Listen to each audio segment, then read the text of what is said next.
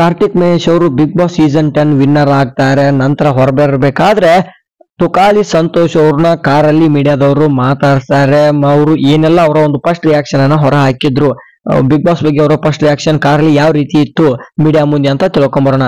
ಚಾನಲ್ಗೆ ಸಬ್ಸ್ಕ್ರೈಬ್ ಮಾಡಿ ವಿಡಿಯೋ ನೋಡ್ತಾ ಇದ್ರೆ ಹೊಸಬ್ರು ಸಬ್ಸ್ಕ್ರೈಬ್ ಮಾಡಿ ಬೆಲ್ ಐಕಾನ್ ಕೂಡ ಆನ್ ಮಾಡ್ಕೊಳ್ಳಿ. ಬನ್ನಿ ವಿಡಿಯೋನ ಶುರು ಮಾಡೋಣಂತೆ. ಎಲ್ರೂ ಕೂಡ ಉತ್ತಮವಾಗಿ ಆಟವನ್ನ ಆಡಿದ್ವಿ. ವರ್ತೂರ್ ಸಂತೋಷ್ ಅವರು ಗೆಲ್ಬೇಕಾಗಿತ್ತು.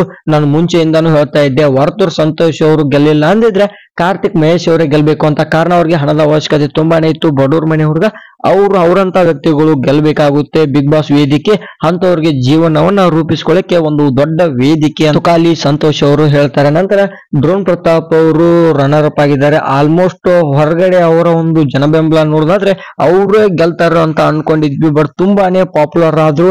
ಆರಂಭದಲ್ಲಿ ಬಿಗ್ ಬಾಸ್ ಹೊಸದಾಗಿ ಮನೆಗೆ ಬಂದಾಗ ಅವರು ಅಷ್ಟೊಂದು ಸ್ಟ್ರಾಂಗ್ ಇರ್ಲಿಲ್ಲ. ಇಬ್ರಿಗೂ ಕೂಡ ಕಂಗ್ರಾಚುಲೇಷನ್ ಅನ್ನ ಹೇಳ್ತೀನಿ. ನನಗೂ ಕೂಡ ಆ ಒಂದು ಟ್ರೋಫಿ ಮೇಲೆ ಆಸೆ ಇತ್ತು. ಆದ್ರೆ ವರ್ತೂರ್ ಅನ್ನಂತ ಸ್ನೇಹನ್ನ ನಾನು ಬಿಗ್ ಬಾಸ್ ಮನೆಯಲ್ಲಿ ಹೊಸ ಒಂದು ಫ್ರೆಂಡ್ಶಿಪ್ ಅನ್ನ ಮಾಡ್ಕೊಂಡಿದ್ದೀನಿ. ಇದನ್ನ ಯಾವುದೇ ಕಾರಣಕ್ಕೂ ಕೈ ಬಿಡಲ್ಲ ಅಂತ ವರ್ತೂರ್ ಸಂತೋಷ್ ಅವ್ರ ಬಗ್ಗೆ ತುಕಾಲಿ ಸಂತೋಷ್ ಅವರು ಹೇಳ್ತಾರೆ. Thank you.